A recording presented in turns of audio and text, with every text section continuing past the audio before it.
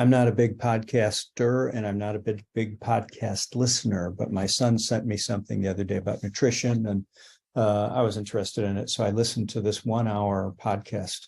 I think the interviewer got to ask maybe 4 questions and the expert, she was an expert, went on and on and on and on. Mary Doria Russell, who wrote The Sparrow, which by the way is a great book, said people who go on and on should join the support group, on and on and on.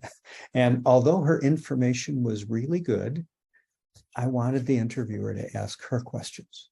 I wanted the interviewee to be quiet for a while and let the interviewer ask the kind of ordinary questions that maybe you and I would ask. It was interesting. I mean, she got her point across, but it was more of a lecture than it was an interviewee submitting to interviewer questions.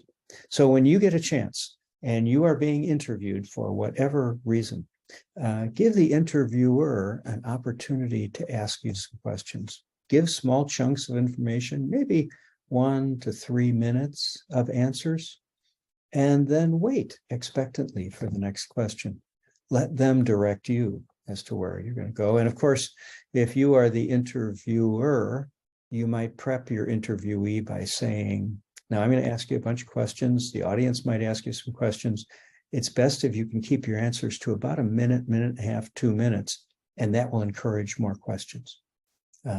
So maybe be thinking about, as you listen to interviews and interviewers, maybe even podcasts where interviews are taking place, how do the two of them seem to be getting along with one another? What's the flow that's most useful for you in terms of how you are learning?